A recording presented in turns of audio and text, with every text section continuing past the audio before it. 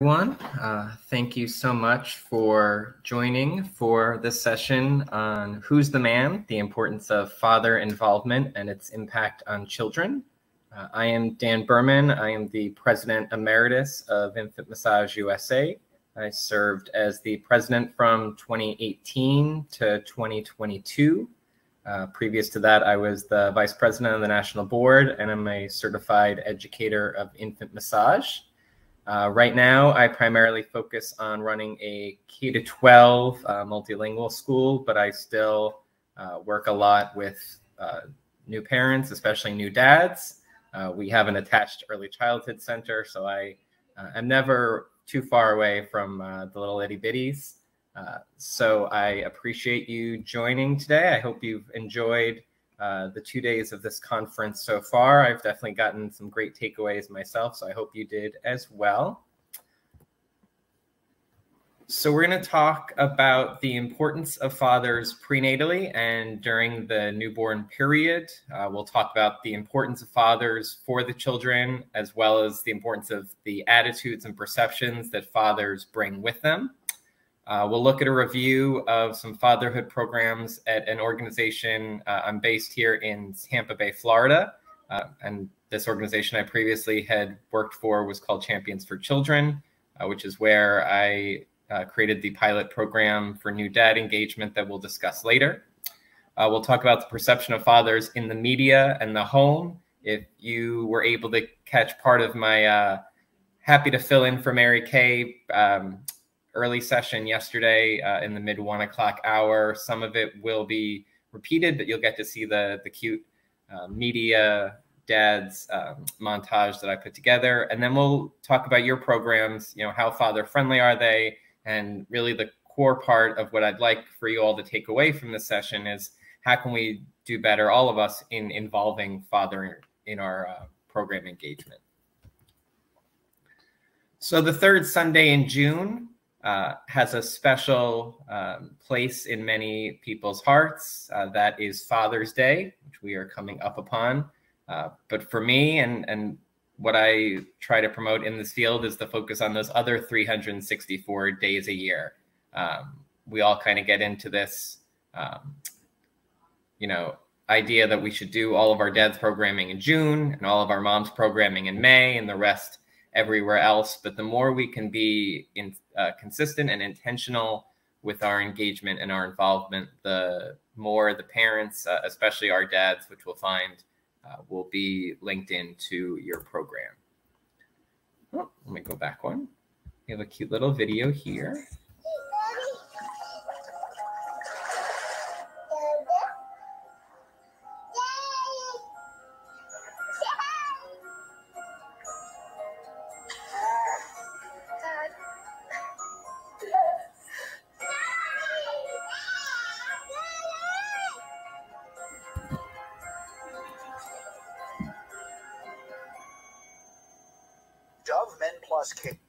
And we can skip ahead for the Dove specific ad. So you'll see I intersperse some cute videos to see some real life examples, even if they're made by advertising, especially because those kids are much cuter than I am. So fun to get to see them throughout this session for the next hour. So do fathers matter? We all know about the maternal impacts on birth outcomes, with mom typically carrying that baby. So she will pass down social traits, psychosocial traits, and biomedical traits directly to the baby. And each of those will have an impact on the birth outcomes of the child.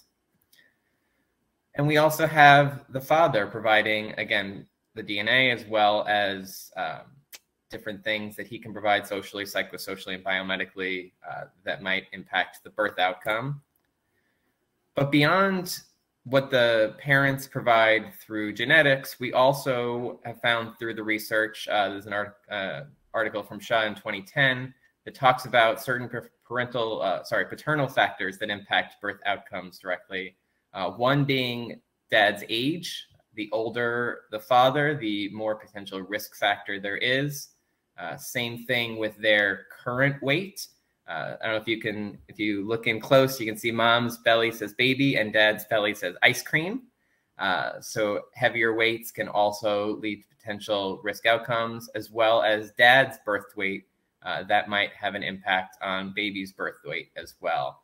And the data is still a bit mushy on occupation and education, so we will skip past those. But you can kind of see there's this middle part. Fathers impact the birth outcomes of the child on how they are supporting mom through the process as well, because by helping to reduce her stress levels, helping to get her to appointments, those things will have a direct impact on the birth outcomes and how positive they can be for our children as well. So fathers' attitudes about the pregnancy actually play a major role, according to the study from Misra, also in 2010. The relationship between the father and the mother can play a significant role in how supportive that pregnancy is and how easy it is for mom throughout the 3 trimesters. We have some knowledge now from the research that shows when fathers either are neutral or don't want the pregnancy, moms are less likely to seek early prenatal care. So it's really important for dad to have that buy-in and investment and desire to see that baby be born healthy in order to get mom to seek some of that early prenatal care, helping to access that care, to make sure they get to appointments, keep those appointments, as well as emotional support and financial security. The first program I wanted to deep dive into, this is one, the Champions for Children, that organization I had mentioned. FRANC is an acronym for Fathers Research and Networking Center. And Boot Camp for New Dads is a national program. They are based out of, I believe, Oregon, but they have different chapters throughout the country, and I'll have a link to their website as well. Boot Camp for New Dads is as I mentioned, national program. They have a formal curriculum. It's offered once in a 3-hour session to expecting fathers. It's typically done at local hospitals. I was a certified trainer for this course and taught it at Tampa General Hospital. And it's a really nice opportunity for men to have a single session where they can get into a variety of topics. We find through the research, both anecdotally and through the data, that the men claim that they are much more comfortable opening up on a variety of issues if they are the only gender that are there. We'll find, and this happens again when babies are born, that men have this innate response to try and show off or to not look bad in front of women. So if they are not comfortable with something, they'll often resist doing it. Our facilitators for the boot camp are also all men. And the local chapter at the time that I was running there was headed by a man named John Roth, who was my trainer and supervisor for this program.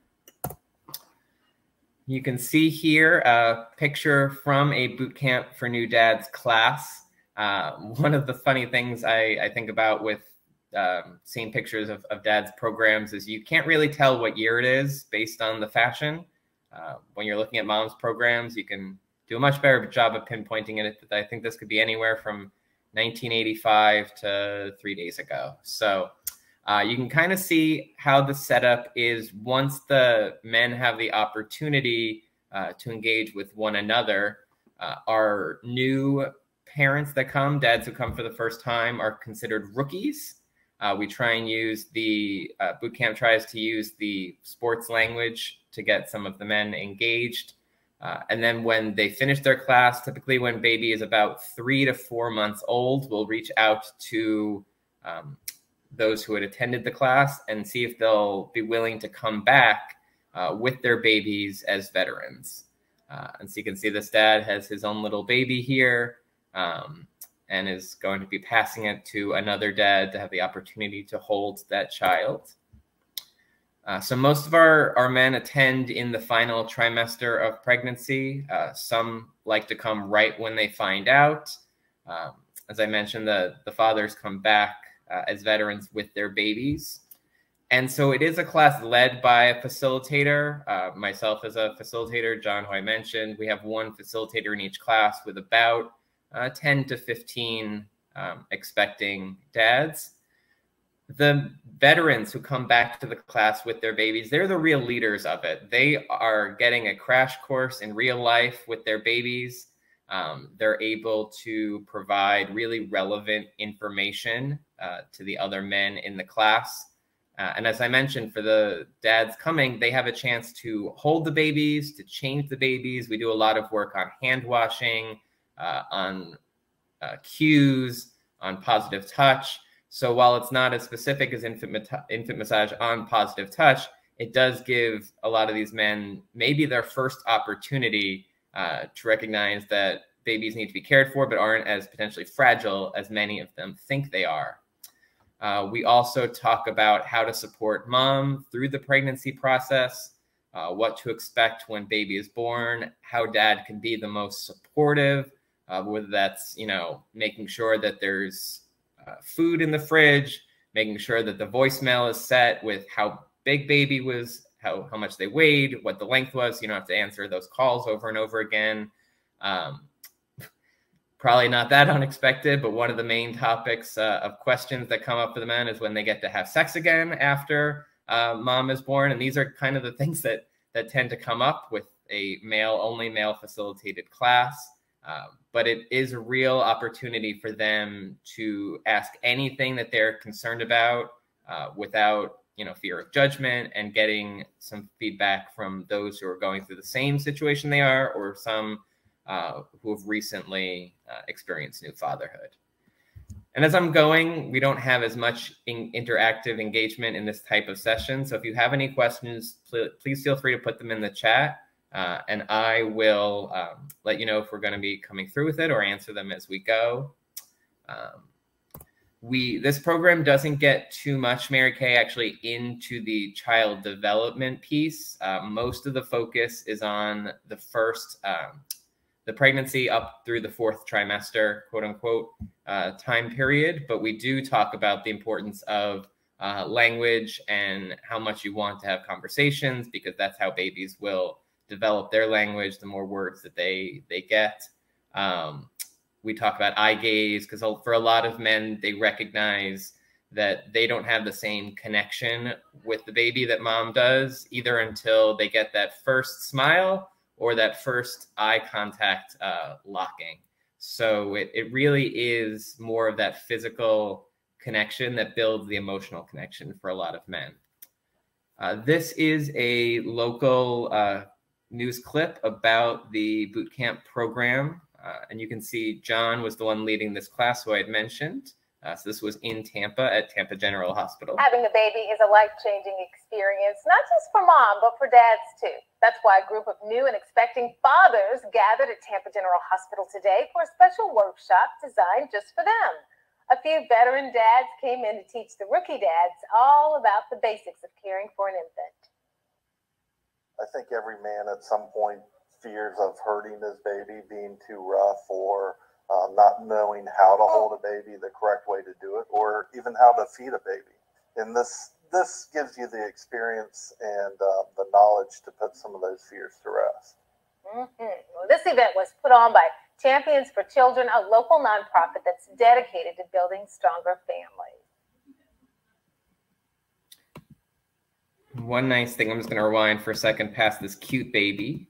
But you can see we get men of all types, all diversity, all ages, but they tend to have very similar questions, very similar fears and concerns. So it really is fascinating that no matter who the dad is, what their experiences are, but they tend to have, again, the same concerns, the same anxiety, no matter what situation they're in.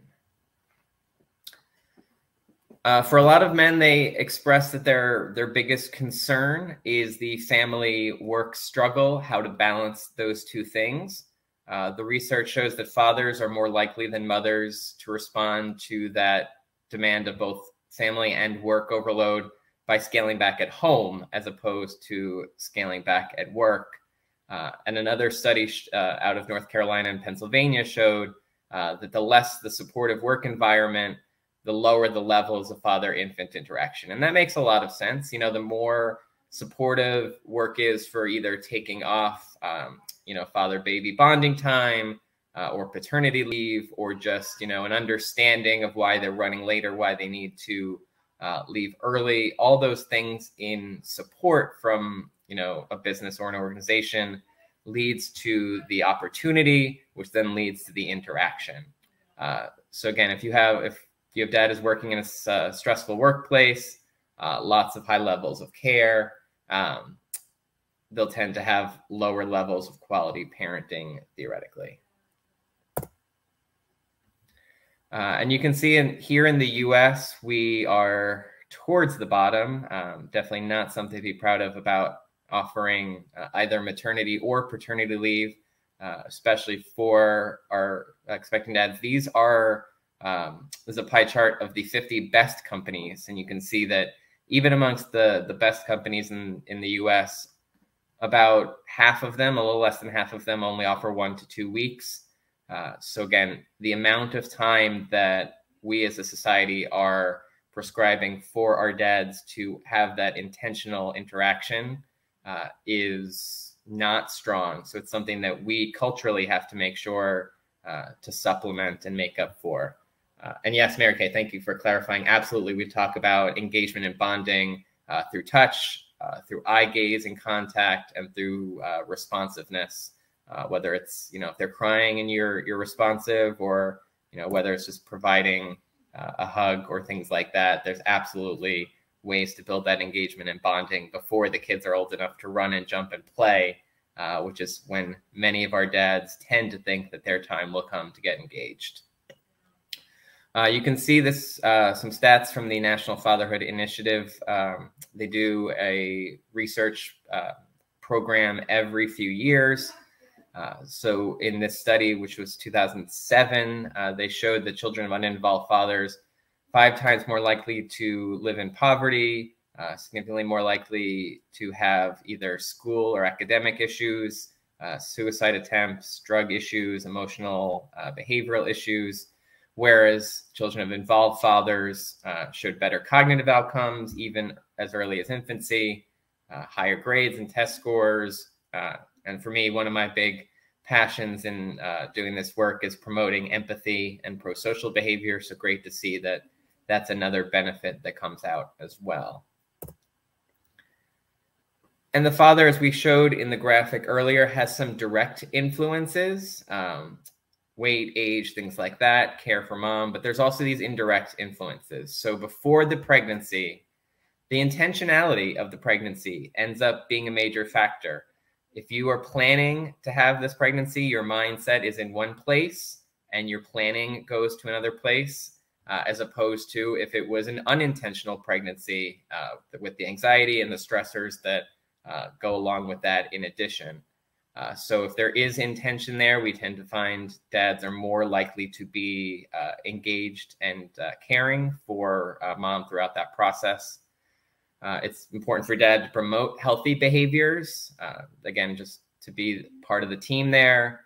His awareness of his own family history and risks, and knowing where and how to access care. During the pregnancy, helping to seek that care early. Just like when baby is here, the earlier we can get supports, the better. Same thing during pregnancy. As soon as mom knows that she is pregnant, getting supportive care is great there. Dad can help with keeping appointments, learning and being supportive about the pregnancy process, providing emotional support and financial security again to help reduce that stress level. And then after the pregnancy, a lot of our men tend to check out. They think, well, she's breastfeeding. This is her time. I'll get my time later. But while they can't be one-on-one directly with the baby for all of those pieces that mom needs to be there for, he can help support the initiation and duration of breastfeeding, maybe bringing the baby to mom in the chair so she doesn't have to move multiple things around, emotional support to make sure that both watching for depression, PPD is a major issue. So we want to make sure that dad is being aware of what some of those risk factors might be, or if something feels out of normal, beyond just being new parents and not getting any sleep.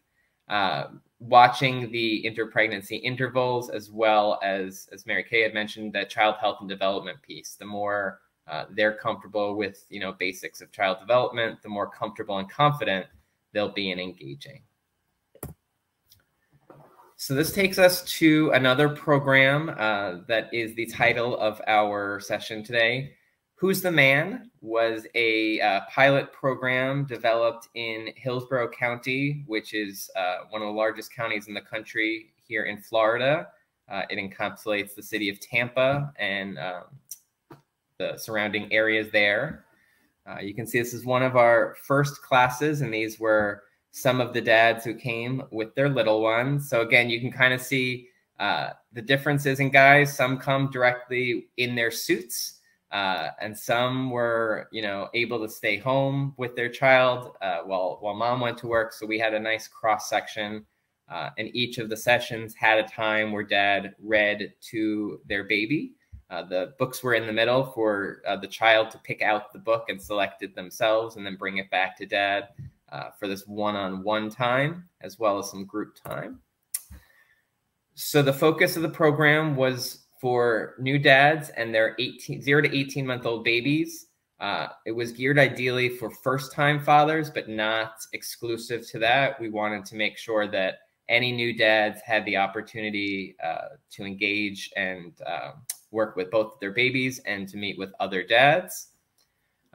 We supported developmental play groups that were offered in weekday evenings and Saturday mornings, to try and account if men had a full regular working schedule. The classes were entirely free, didn't require pre-registration. We were trying to limit as many barriers as possible with funding from Allegheny Franciscan. And just like with the boot camp for new dads, which was a lot of the design model to build out Who's the Man, the classes were, I say led by male facilitators. I ended up being the only male facilitator for all of the classes, but we had lofty goals of getting other men in to lead the classes, but it also helped lead us to some information about the program design. So the primary goal was to promote bonding and attachment between father and child, but there were also other effects, including knowledge of child development for the father. We would talk about why we did certain things and what the benefits were. An increase in self-confidence for them, both as a father, how they can engage with their child, as well as, just the basics of picking up the child, getting home on time, not leaving them behind, not leaving their bottle behind. These were all things that the men really were able to develop self-confidence on. They got to socialize with fathers in other similar life stages, as well as their infants. It provided some free time for mom, which was something that we tried to promote a lot to mom, to get dads to come, as well as vice versa. We had a couple of sessions where we were able to have a parallel program. We had one where manicures were offered for mom in one part of the building. We tried not to have mom in the same specific building or room, because we found early on that a lot of dads, if the baby, had a bowel movement or they were really upset, they would just leave the room and go try to get to mom. So we kind of hoped to set up the structure to put them on an island where they would ask, the other dads or myself for support, but not, have that backup there. And then I also provided developmental screenings using the Ages and Stages questionnaire to help one, see if there was any potential concerns, and also to allow the dads to recognize what typical development is and certain things to watch for. So these screenings were typically done one-on-one at the end of a developmental play group. So the format of the class, as I mentioned, we would do them weekday evenings or Saturday mornings. The classes were 1 hour. The day always started with a song, I'm the Man by Aloe Black, that was really popular in the summer a few years back. The dads would have a group activity where we would do a song with the kids. They really liked the Grand Old Duke of York, where they marched the kids up and marched the kids down. Again, helping them to recognize you know, the weight of their child, that they're not as fragile as they think they are, that they can do some of this physical play. They did an airplane where they laid on their back and got, you know, that close contact with the babies, helping them to recognize spatial awareness, as well as work on some of that trust building and eye contact and gaze. We had a story time. We would have a block building time. And then we had little rewards for the dads as they would come. So if they came to 3 sessions, which was our first grant marker, they got little blocks with a picture of them and their child that I would take on their first class. And then after 5 classes, we would have a little gift that talked about the importance of fatherhood. So we really tried to provide them reinforcement for, you know, coming back to the classes beyond just getting to meet new friends and hanging out with their babies. The program itself started, the grant funding was approved for 3 years at the beginning of 2016. And this specific pilot ran from 2016 through 2018 with great early results. We actually have the final results for the full program at this point, which included a 100% positive review of the program, both in design and in our major goals, which were the bonding and connection piece with their baby, as well as the feelings of self-confidence and the ability to engage with other dads going through similar periods. Any questions on the Who's the Man program or the Boot Camp for New Dads program specifically?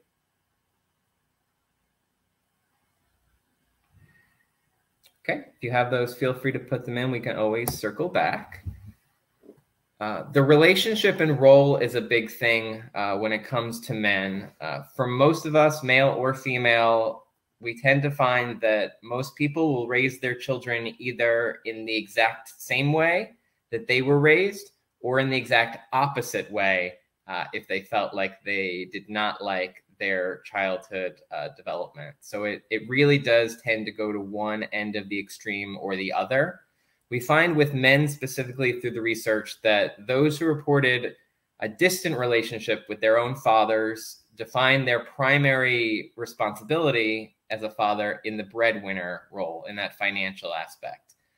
Whereas those men who had close relationships with their own fathers talk about their main priority as a dad being that emotional development. So one of the reasons that it's so important to work with this generation is because the cycle continues generation after generation, whether it be abuse or the other side, which we're hoping for, positive and nurturing connection.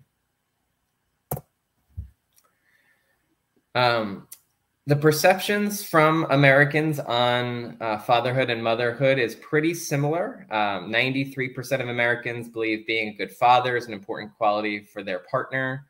90% of say being a good mother is an important quality. When it comes to putting your family before anything else, 70% of Americans believe mothers should have that quality, but it was actually 82% for fathers. So I included these because the numbers actually skewed towards the importance for fathers more than I had anticipated, especially comparatively. And mothers' attitudes on fathers also will play a major role. So we see that mothers who live with the fathers of their child gave overwhelmingly positive marks for father performance. Mothers who don't live with the fathers tended to report extremely negative views.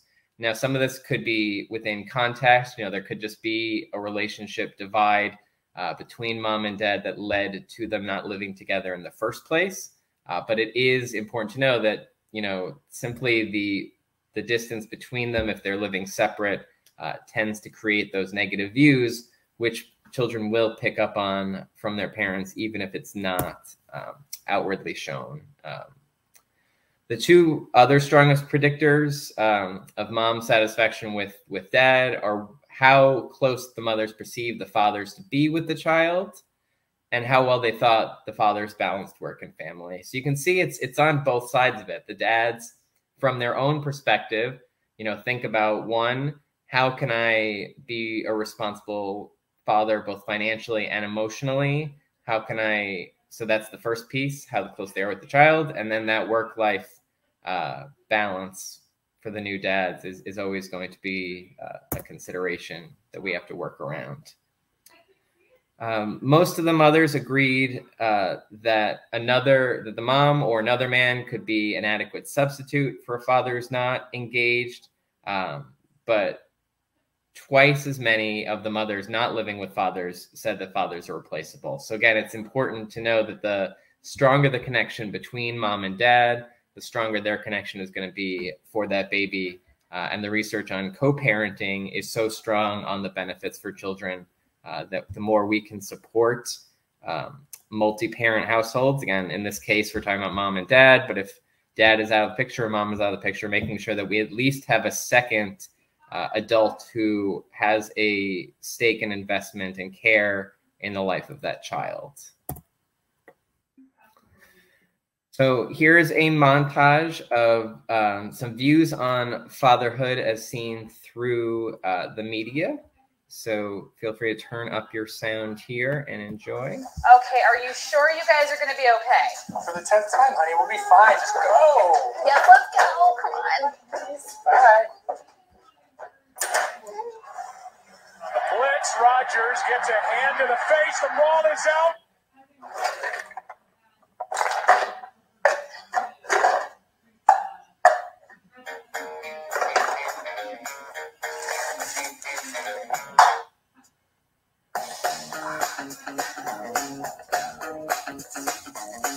Throws and completes. Touchdown!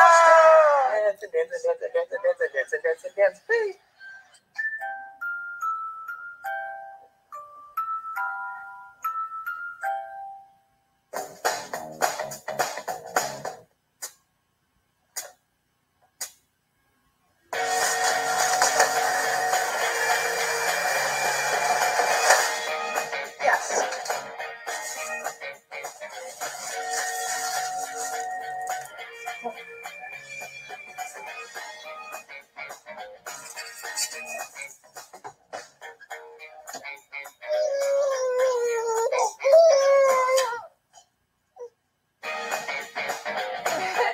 Glad to see us. Oh, yeah. What's going on in here? Oh, hey.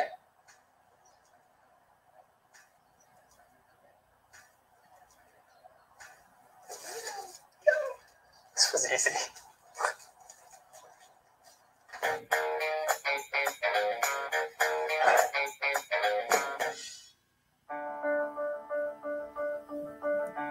I've never really liked anything as much as I like being a dad. I mean, the first week after we brought him home, I went way overboard with the pictures. Even his mom was like, "You need to chill out, man." I just didn't want to forget that stuff, you know?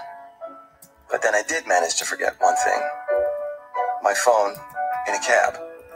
The phone was whatever. I lost like a million phones, but this time it was different because it actually mattered. Every photo I'd ever taken of him, I'd taken on that phone. And they were just gone.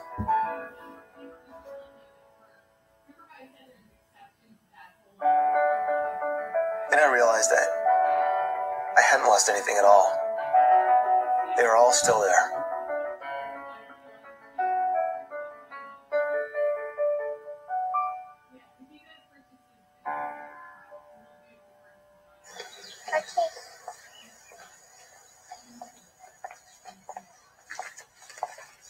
Daddy is the sweetest daddy in the world. Daddy is the most handsome, the smartest,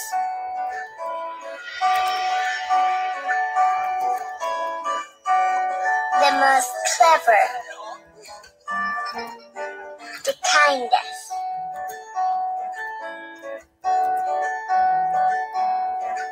He is my Superman. Daddy wants me to do well at school. Daddy is just great, but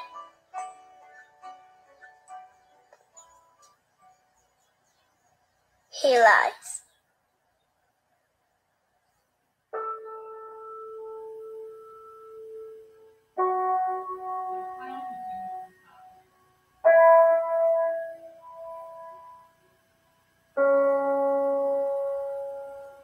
He lies about having a job.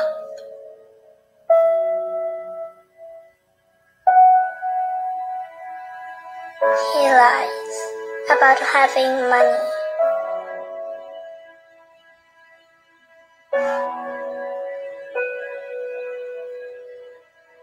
He lies that he's not tired.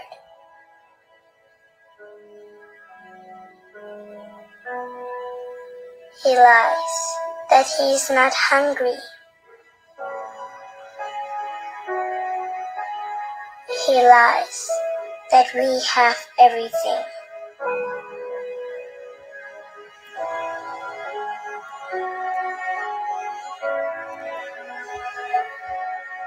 He lies about his happiness.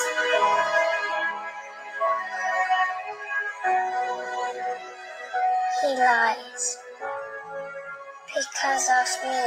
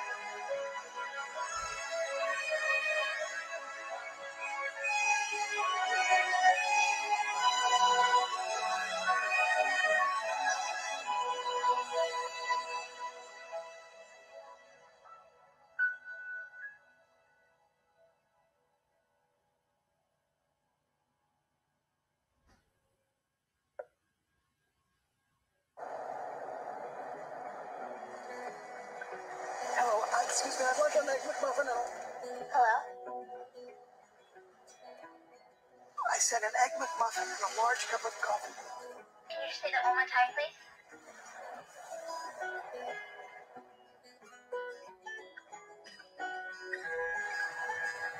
Sir, did you say an egg McMuffin and a large coffee? With cream and sugar, please. How much?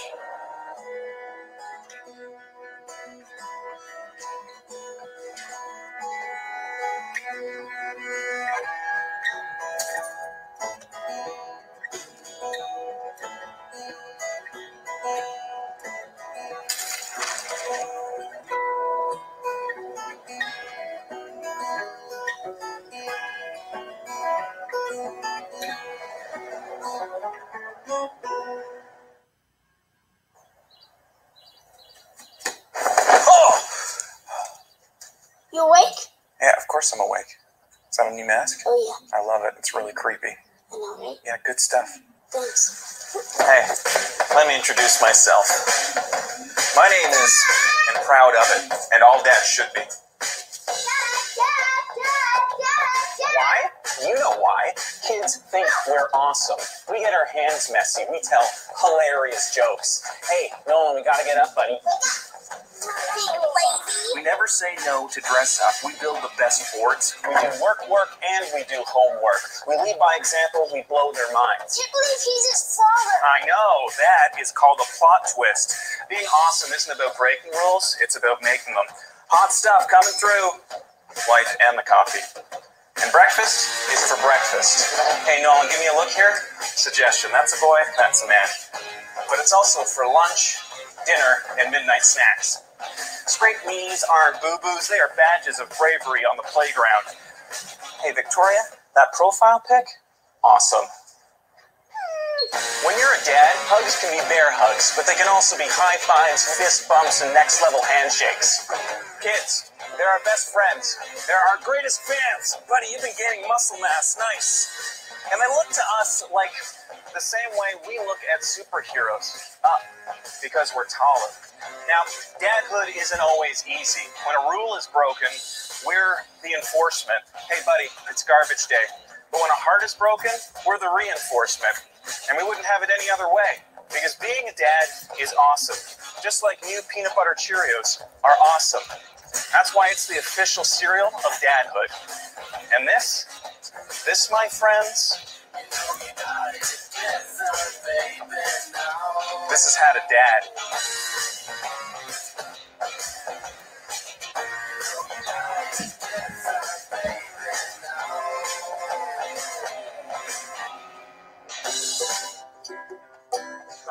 I got you. Oh, you can't count on me.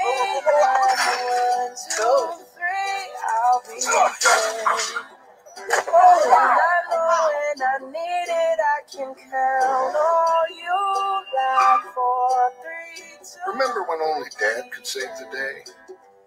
Sorry. Auto emergency braking on the all-new Genesis from Hyundai. All right. Hope you enjoyed some of those. I still get a little teared up at the MetLife one. So if you wouldn't mind putting in the chat 1 or 2 words that come to mind on how dads are portrayed in those ads there. What are some things that jumped out to you?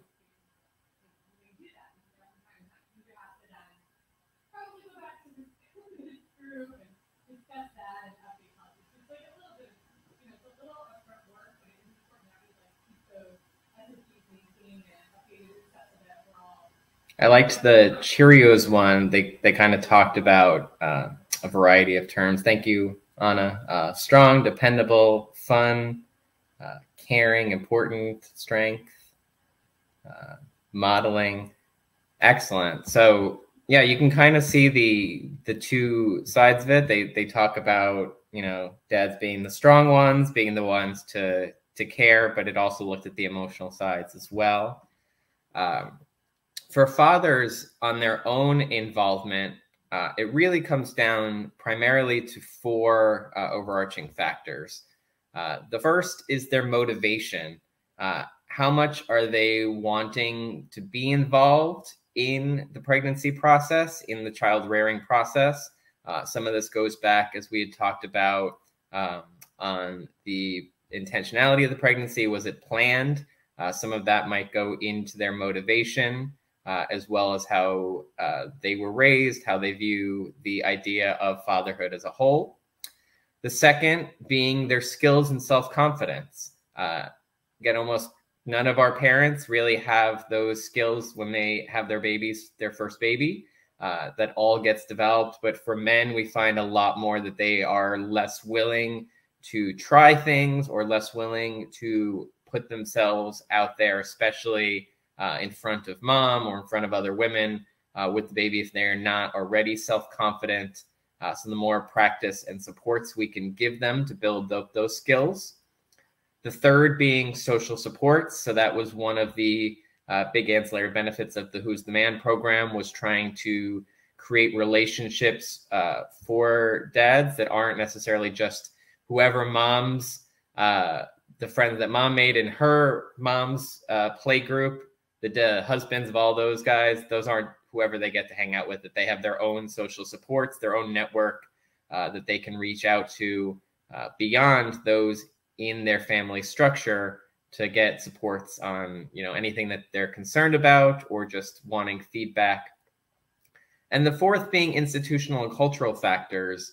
Depending on where you live, where you work, you might find that you have big populations that have very different attitudes or expectations of what a father should be.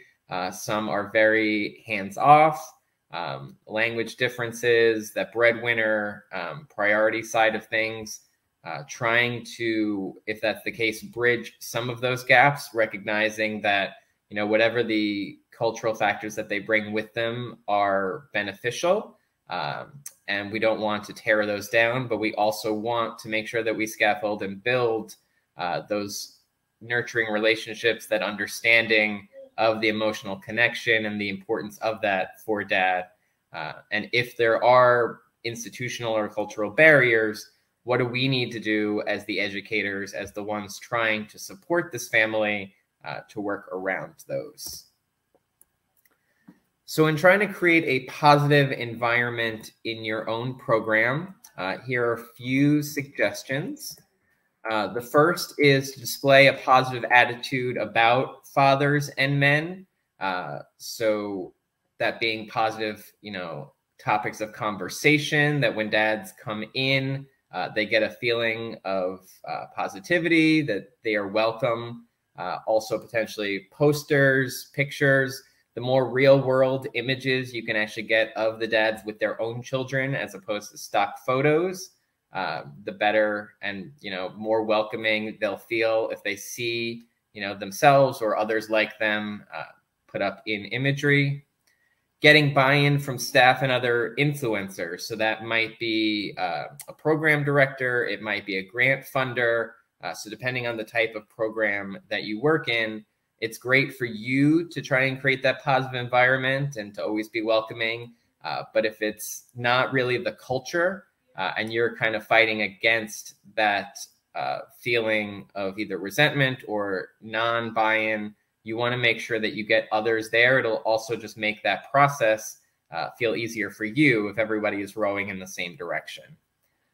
Reviewing your policies and procedures. So seeing if you say, mom will be called if the child is sick, or reach out to mom in case of this. You want to either remove the individual there and keep it to parent or keep it to caregiver, or just add mom and or dad and or mom. So again, when parents read their policies and procedures, if the dads are reading it and they don't see father or dad or them identified as part of the policies and procedures, they're likely going to feel that they're not part of the process. And this is something that should be given to mom to take care of.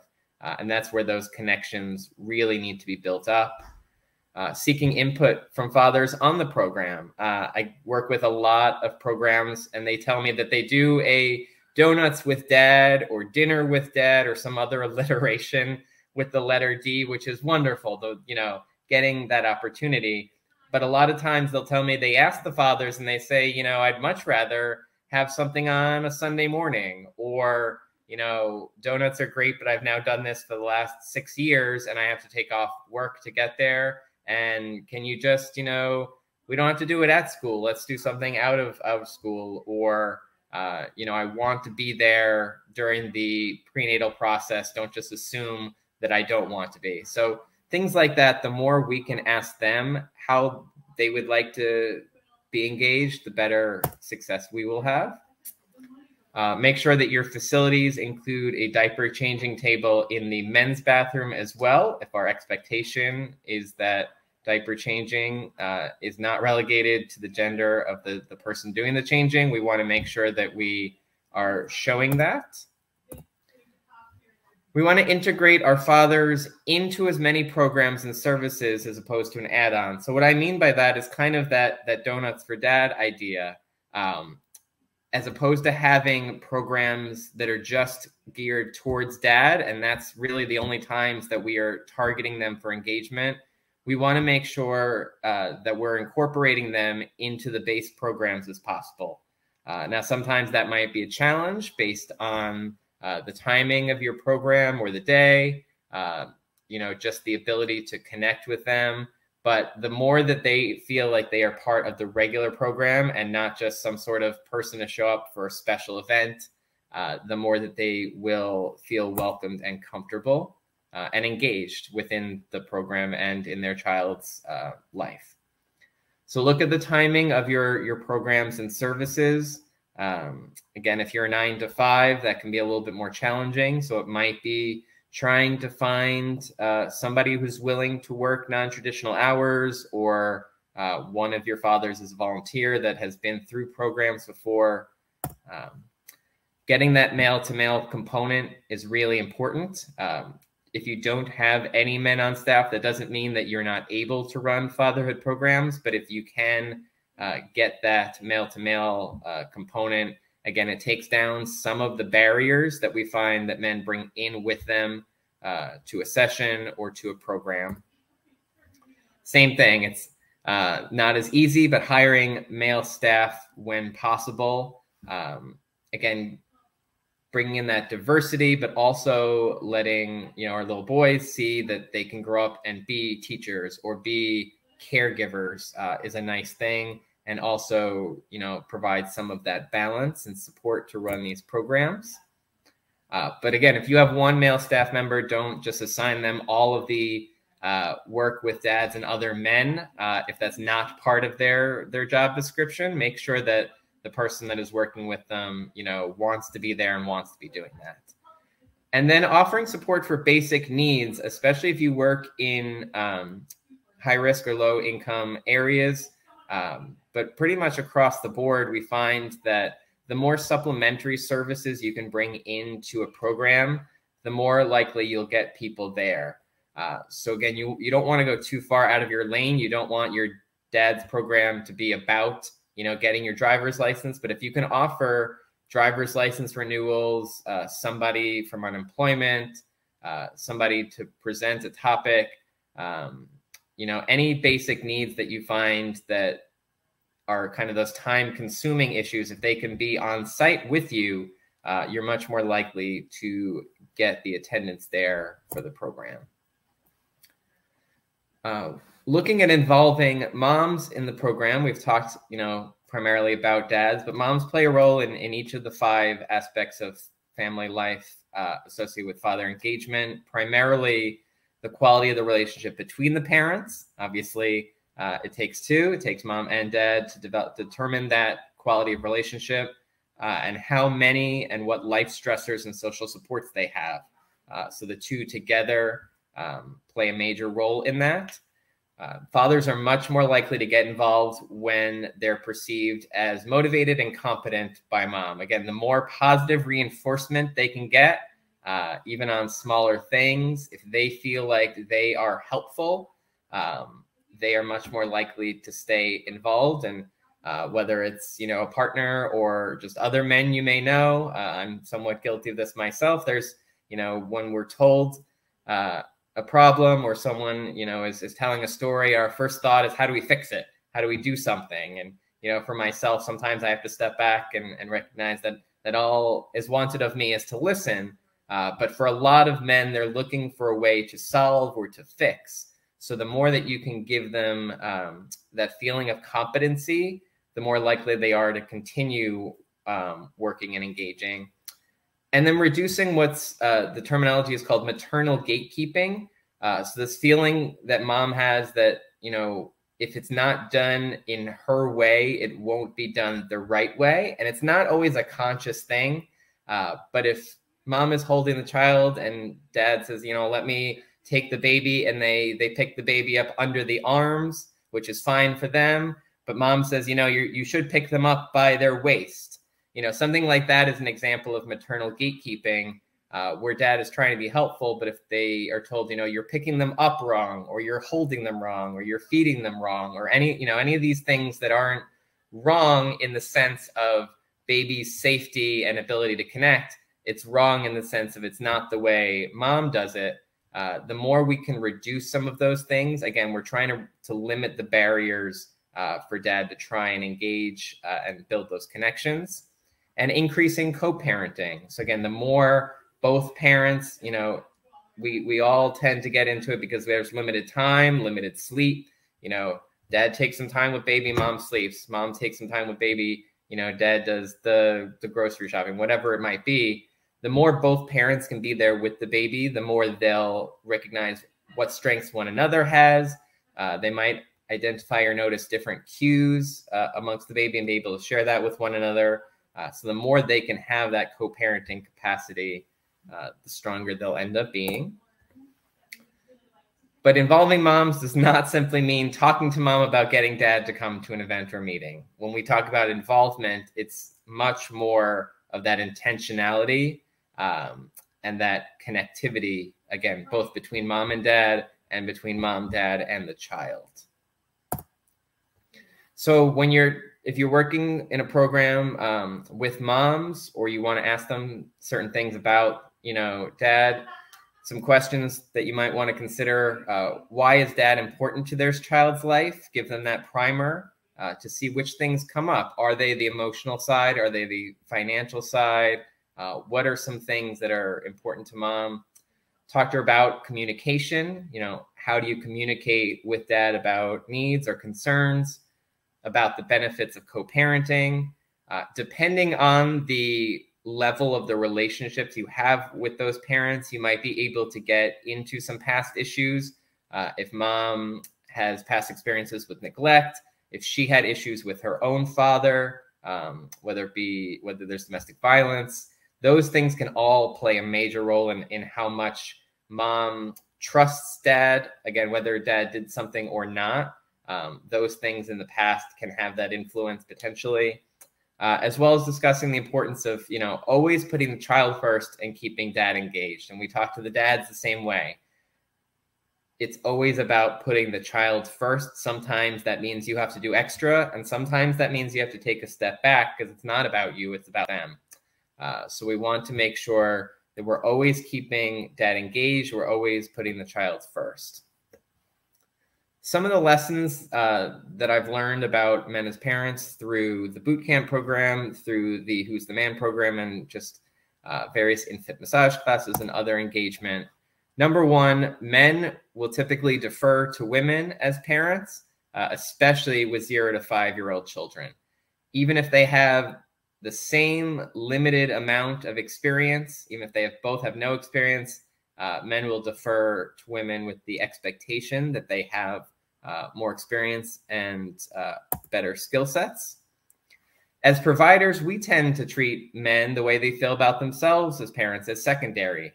If we ask for 2 parents' names, it tends to be the mom who's the first one that we ask for, the first one that we call if baby is sick, or how we're engaging. So sometimes this is as simple as, if you're talking to mom about something, just turn your head and make sure that you're engaging dad and you're talking to both of them.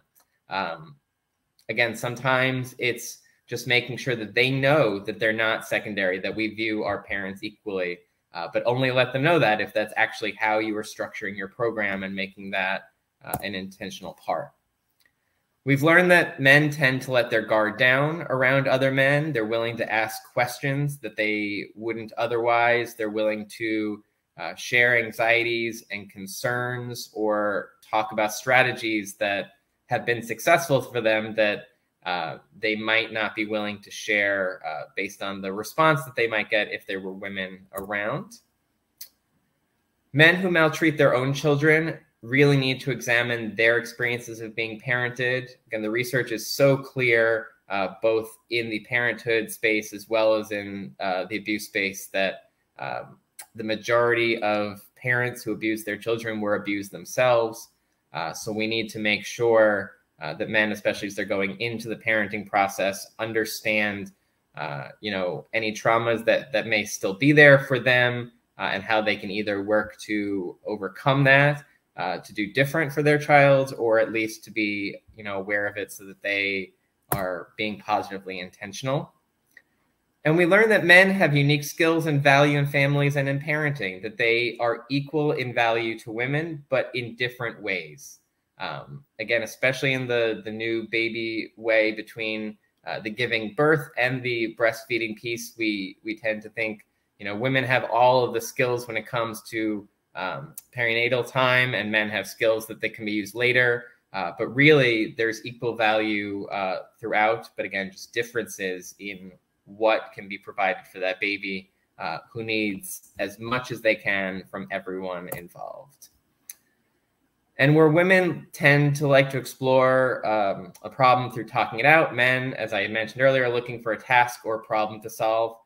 So sometimes this can be very frustrating to mom, but if they are aware that this is kind of how the interactions can be, the more they can provide tasks or problem-solving situations, again, the more dad will feel that self-confidence and skill building, and will look to be supportive. Just a couple more slides here as we wrap, and then I'm open to any questions we have. Especially in early childhood, we have a primarily female-driven work population, the same thing in prenatal and perinatal care. So be aware of any conscious or unconscious mental or emotional biases or barriers. Again, if you have female staff that have issues with their own father, how they were raised, or with other men. They may be not as open or conducive to creating a male-friendly atmosphere. So you want to make sure of those on your team, including yourself, and how to work around those if they might be there. Providing training and support how to work with fathers who are in single mother families. Again, we showed when the parents are separated, there are a lot more potential risk factors for the children, especially in the emotional realm. And finally, here are just 3 questions that I really want you to take away from here, whether you work on your own or an agency. What are the barriers to implementing father-inclusive practices on a consistent basis? Is it time?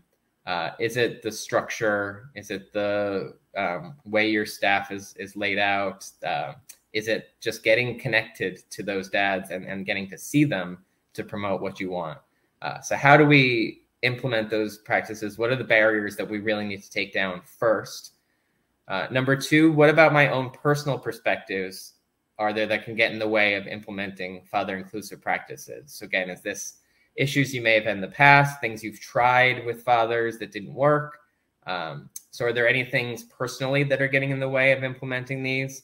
And then 3, finally, what changes am I inspired to make in my work practice? I hope from the conference Beyond Fatherhood that you'll work to try and promote more positive touch and connection to the families that you work with. I also hope that you're inspired to try and engage men and new fathers even more so in your work practice. And some current strategies to actively involve dads. We want to set the expectation that they'll be involved. Again, this is something you can do through your policies and procedures. It can be something in early meetings, but the more you let them know that you're expecting them to be there, as opposed to just on these special event days, continue to give them encouragement and support as much as possible. Discuss knowledge of child behavior and development. So again, if you have a child who's acting out, if they're a little bit older, making sure the dad is aware of that and it's not just mom who's called every time. Again, eliminating barriers to participation in service. We're starting to see some important things up again. Identifying resources that we can support the father's role. Facilitating that relational attachment through activity and through reinforcement. And then purposeful interaction and communication with moms is important, as we talked about, how to engage mom without just saying to mom, let's get dad more involved. We want to be as intentional as we can with certain solutions. We want to have more frequent contact with the fathers, engage them in the planning and service delivery decisions. Again, asking them about program design, creating opportunities for them to use that new child development skill and knowledge. Men love showing off when they have a new skill. We want to encourage their accountability for their actions as fathers so that they know, the responsibility that they have, eliminating the barriers, continuing to facilitate the relational attachment, including strategic use of noticing the moment. So if you notice that dad always gives a hug to his child before they leaves, that's a great thing to point out, or a high five, or, I appreciate seeing that you listen to your child's stories. Any little thing that, we try to take for granted, the more we can talk about, oh, I just noticed this, the better to reinforce those skills, as well as cultivating, again, those co-parenting. So I'm going to leave this last slide up, which has some resources on it. If you'd like to jot these down, I recommend fatherhood.gov has a lot of great resources. The Oliki app is a nice app for the first 1,000 days that has a specific fatherhood tracking piece to it. And these will all be in the slides that will be shared out to our conference attendees. But we are hitting up on 5:30. I know it's been a long day for everyone, so I appreciate all your time and your commitment. Thank you for attending the conference. I will hang around for a couple more minutes, so if you have any questions, please feel free to put them in the chat. Otherwise, I wish you a wonderful evening, and thank you for coming.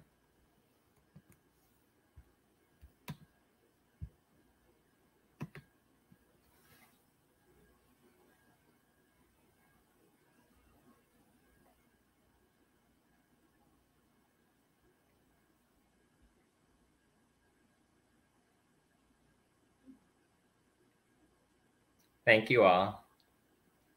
Thank you, Yulia.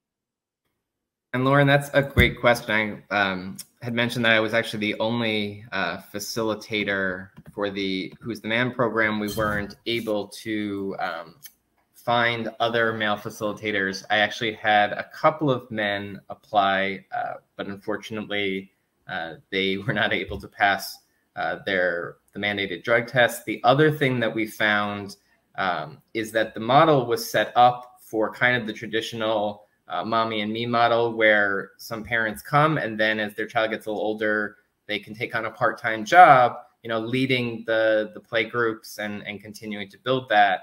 We found that for the men, especially the ones that had attended, there wasn't that same desire. They either were already working full-time or multiple jobs, or they, you know, they were looking for work, but this was not the kind of thing that they wanted, even though they enjoyed the program.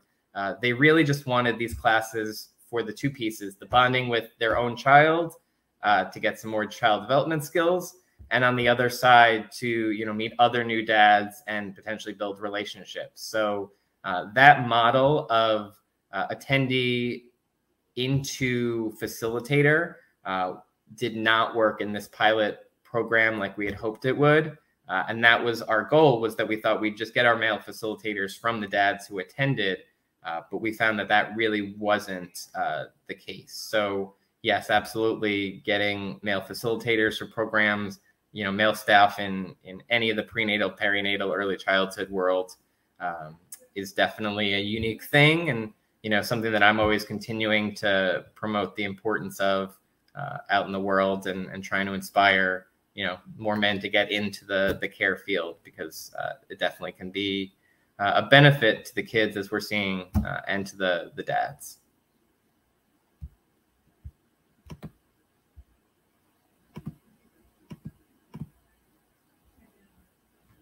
All right. Thank you all. I'm going to sign off. I wish you a wonderful evening, and thank you again for attending Infant Massage USA's first annual conference.